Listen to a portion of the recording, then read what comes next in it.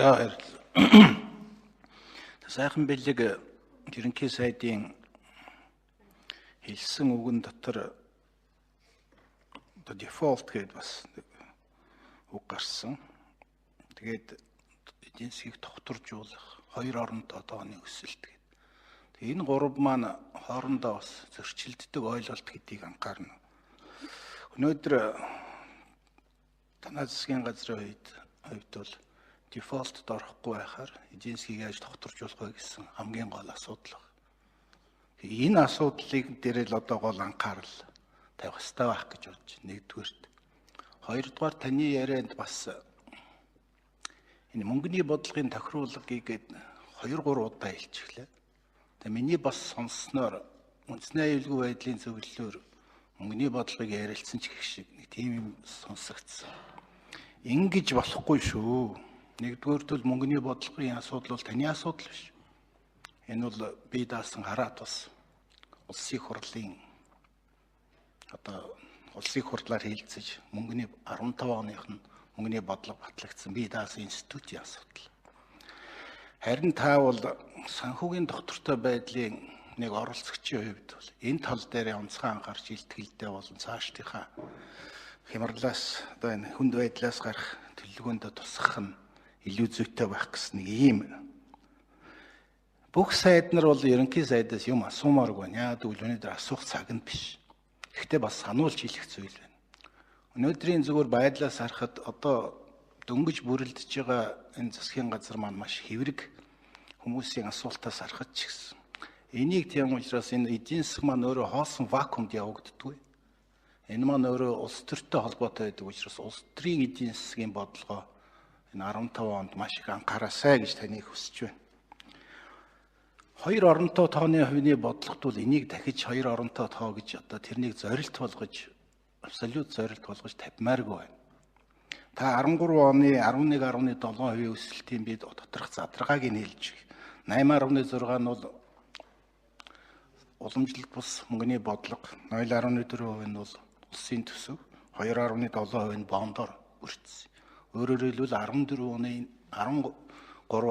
онд энэ тренд хадгалагдчихж байгаа. Тэгээ 15 онд энэ тренд чинь хадгалагдана. Тэгэхээр энэ талаас бодохоор тэр хоёр оронтой тоо гэдэг маань өөрөө бас жоохон тиймэрхүү болоод явчихж байгаа. Дээр нь инфляц болон валютын аншны хоорондын уялдаа хамаарал дахиад энэ 15 онд үргэлжлэнэ.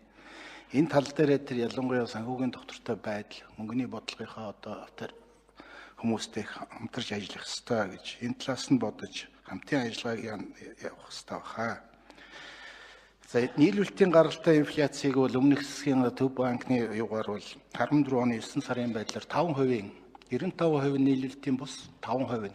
Өөрөөр хэлбэл одоо Монголын инфляцийн засгийн газрын энэ хямралаас гарах төлөвлөгөөнд бол инфляцийн эсрэг төлөвлөгөө юм дунд хугацааны бодлого боловсруулахыг бол мөнгөний бодлогоор заасан байна. Энэ нэг бас та онцгой анхаарах зүйтэй байх. Яагаад гэвэл дараагийн үнд чинь энэ зайлшгүй тусах ёстой шүү гэдгийг хэлмээр байна. За хүмүүс үн докторжуулах хөтөлбөрийн талаар ярьж байна. Гэхдээ альтернатив нь ярихгүй байна л да. Бензинээс гарч болно бус юмнуудыг одоо 300 орчим компаниудын одоо ингээд их хурл руу ирүүлээд байгаа маш олон өргөдлүүд байна. Тэр нь одоо энэ зээлийн өрийн асуудал. Яаж энэ одоо үн докторжуулах авсан зээлийнхаа хугацааг нь сонгох уу гэдэг гол асуудал дээр л хөндөгдөв. Ийм учраас бас үн докторжуулах хөтөлбөрийн альтернативын талаас нь бас бодож энэ нийлүүлэлтийн гаралтай инфляцийнхаа олсон ололтоос ухарчихгүй байх талаас нь нэг бодмоор байна. Моргежийн зээлийн хувьд бол одоо өнөөдрийн байдлаар өрхийн нийт орлогын өрийн хэмжээ нэмэгдэж байна. Өрхийн жилийн орлого өрхийн дундаж ер нь 13 онд бол 60% орчим болцсон байна. 14 онд энэ тренд хадгалагдсан. 15 онд өшөө нэмэгдэн. Энэ тохиолдолд бол энэ нийгмийн зөөлөвчийн бодлогыг та бас энэ юунд их анхаарч хиймээр байна. Өөрөөр хэлбэл энэ эрс шийдэмгийн реформын чанартай үед бол нийгмийн зөөлөвчийн бодлого. Тийм учраас ядахтаа тэр хүүхдийнхээ мөнгөний асуудал дээр ч гэсэн бас их онцгой анхаарч энийг бол одоо зөвхөн арчилсан намын брэнд гэж үзэлгүйгээр энэ бол өөрчлөгдөж болдог гэд. Энэ бол хөрөнгө оруулалт биш гэдгийг бас ухаарч энэ талаас бодлогын өөрчлөлт хийж одоогийн байдлаар хүн амын 37% нөхөд боломжтой гэж үзэж байгаа. За баярлалаа. Их өвчтөн санал хэллээ. Тэгтээ ерөнхий сайд хариулъя. Яг хоо саналаа хэлэг.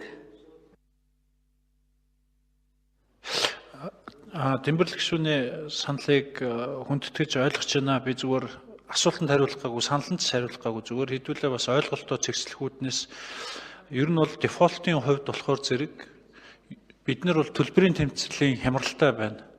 Арга хэмжээ авахгүй бол эдийн засагчид шилээд байгаа гадна дотны бүх хүмүүс ярьж байгаа нь энэ өөрөө цаашдаа бол санхүүгийн хямрал руугаа орчин. Санхүүгийн хямралаа зохицуулж чадахгүй энэ хэвээрээ яваад байвал эдийн засгийн хямрал гэдэг одоо түрүүний хэлдэг тийм нөхцөл байдал үүсэн шүү гэдэг энэ болгоомжлыг ерөнхий сайдын хувьд бол зөөж байгаамаа.